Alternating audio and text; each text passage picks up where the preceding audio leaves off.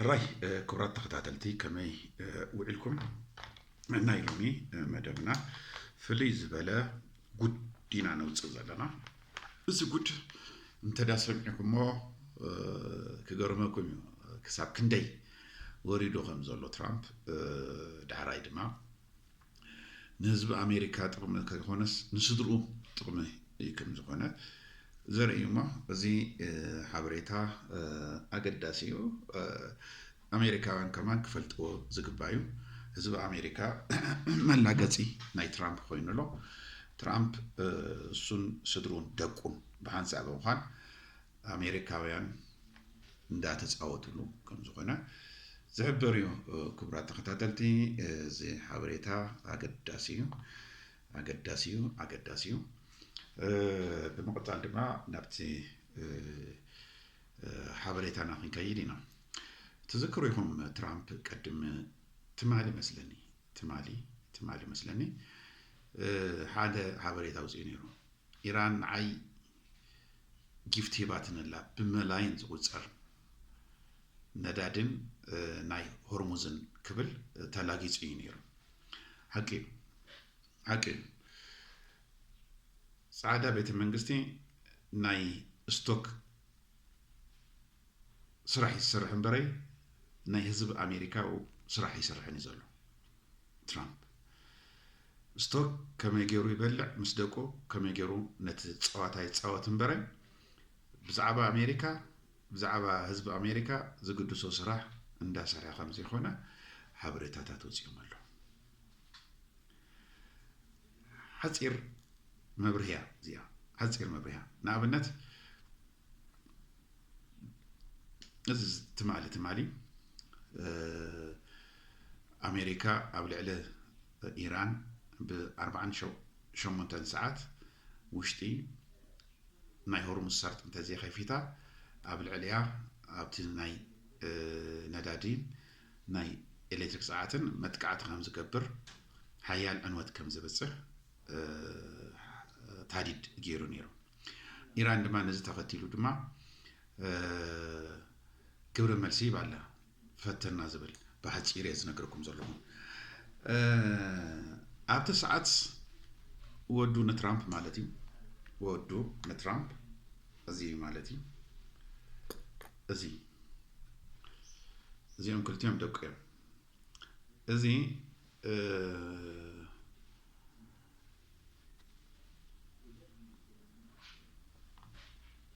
حانت كامبان لاتو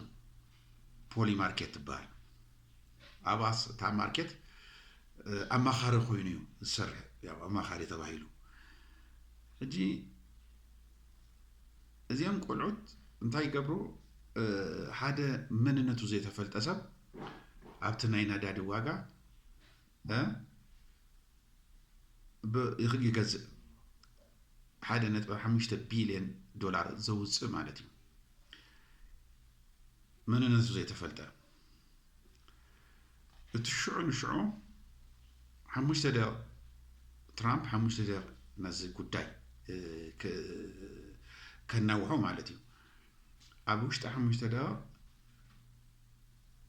تودي بحدا 210 بليون دولار شيء مالتي بحدا نتبع 5 بليون دولار جزيو بحدا 210 بليون دولار شتوه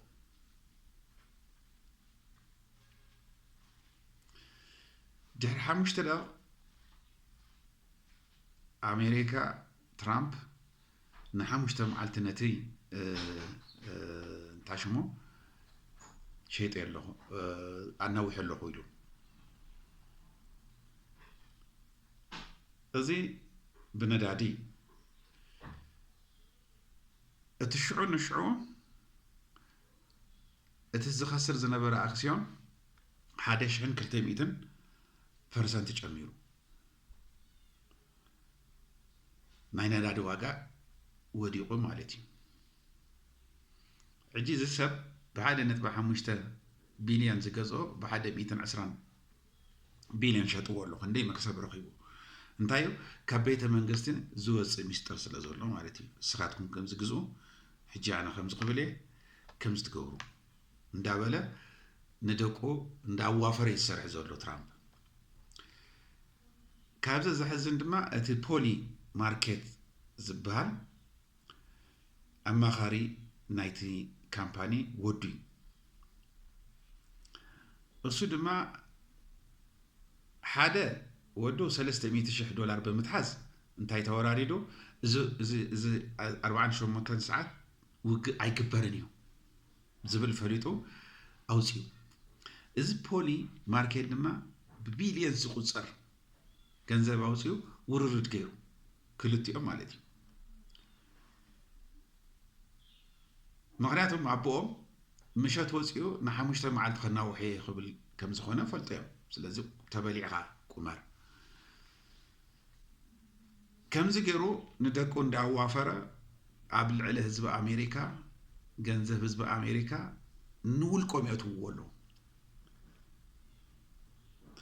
ነዚ ድማ ዘኣትላንቲክ ዝተባሃለ ጋዜጣ እዚ ሓደገኛ ነገር እዩ ንህዝቢ ኣሜሪካ ዝጎድእ እዩ ዋይት ሃውስ ናይ ስቶክ ጸዋታ ይጻወት እምበረ ብዛዕባ ኣሜሪካን ህዝቢ ኣሜሪካን ዝሓስቦ ዝሰርሖ ነገር የለን ኢሉ ኣውፅኡሎ ሓቂ ድማ እዚ ጉድኣቱ ንህዝቢ ኣሜሪካ እምበረ ንኻል ኣይኮነን ምክንያቱም እዚ ናይ ሃገር ውሽጢ ስቶኪ ኣብ ውሽጢ ሃገር ዝካየድ ስቶኪ ኣብዚ ስቶክ ዝሳተፍ ድማ ኩሉ ኣሜሪካዊ እዚ ኩሉ ኣሜሪካዊ ድማ ኣብ ዓብይ ጉድኣት በፅሕ ማለት እዩ ኣብ ዓብይ ጉድኣት በፅሕ ስለዚ ዶናልድ ትራምፕ እንዳሰርሐ ዘሎ ንደቁን ንሰበይቱን ንስድሩኡን ጥራሕ እምበረ ብዛዕባ ህዝቢ ኣሜሪካ ይግድሶን ንሱ ሓንቲ ነገር ከም ዝግበር እስኻ ንሕና ብድሕሪኻ በቲ ኩናት ንሕና እዚ ንኽስብ ይብል ነዚሁ ዶናልድ ትራምፕ ካብ ኢራን ፅቡቅ ገንዘብ መፅኡሉ ኣሎ እንዳበለ ዝዛረብ ዘሎ እዚ ግን ብጣዕሚ ካብቲ ዝሓለፈ እዩ እዚ ድማ ምናልባሽ ብኣሜሪካ ሕጊ ዝኽልክል ምስለኒ ሓደ ፕሬዚዳንት ምስ ነጋዶ ክተሓባበር እቲ ካምፓኒ ናቱ ክዕቢ ዘይፈቅድ ሕጊ ዘሎ ይመስለኒ ኣብ ኣሜሪካ እዚኦም ሕጂ ዘኣትላንቲክስ ቀጥታ ነዚ ጉዳይ ናብ ሕጊ ክወስድዎ እዩ ዝግባእ ነይሩ ደቁ እሱ ሰበይቱ ዝገብሮ ዘሎ ጻወታ ብጣዕሚ ዝሕዝን እዩ ብፍላይ እቶም ደቁ ከይሓሰብዎ በዚ እሱ ስልጣን ዝመፅእ ማልቲ ሚልዮነርስ እንዳኾኑ መፅኦም ኣለዉ ደቁ ኩሎም ሕጂ እዚ ኩናት ከም መፃወቲ ናይ ነዳዲ እንታይ ሽሙ ዕዳጋ ግዙ ይብሎም ከምዚ ክብል እስኻትኩም ግዙ እሳቶም ዝገዝኡ ብ$1.5 ቢልዮን ዝገዝኦ ትራምፕ ካሃረሜ ምስ በለ $120 ቢልዮን ሸጦ $1.5 ይገዝኡ ሕስብዎ እቲ መክሰብ እሱ ሸጥ ምስ በላ ምስ ከሰበ እቲ መንነቱ ዘይተፈጠሰ ምስ ከሰበ ሽዑ ንሽዑ ናይ 5 መዓልቲ ኣናውዒ ያሉ እቲ ኣክሲዮን ወሪዱ ዝነበረ እቲ ሽዑ ንሽዑ 1,200% ወሲኹም ስለዚ እሱ ዶናልድ ትራምፕ ዝሰርሕ ዘሎ ኣብ ስቶክ ማርኬት እምበረይ ኣብ ናይ ህዝቢ ኣሜሪካ ጥቕምን ንህዝቢ ኣሜሪካን ዝጠቅም ነገር ኣይሰርሕን ዘሎ ኣብ ዋይት ሃውስ እሱ ስራሕ ይሰርሕን ዘሎ እሱ እዚ ሕጂ ተቃልዒሎ ምናልባት ናይ ኣሜሪካ ኮንግረስ ኣብዚ ስጉምቲ ክወስድ ዝኽእለሉ ተኽእሎ ናይ ኣሜሪካ ሕጊ ስጉምቲ ክወስደሉ ዝኽእሉ ተኽእሎ እንዳገፍሐ ይመጽ ኣሎ ምስኡ እዞም ደቁ እዚ ረዮ እዚ እቲ ዋና እዩ ሕጂ ዓይነት ጸወታ ዝፃወት ዘሎ እዚ እዚኦም ካልእ ሓደ ድማ ኣሎ ረዮ በቃ ንዖም ሒዙ ኣይ ናይ መራሒ ናይ ኣሜሪካ ብከምዚ ዓይነት ርኢናዮ ንፈልጥ ኩልና ርኢና ይንፈልጥን ኢና ብጀካ ትራምፕ ኣብ ልዕሊ ኣሜሪካውያን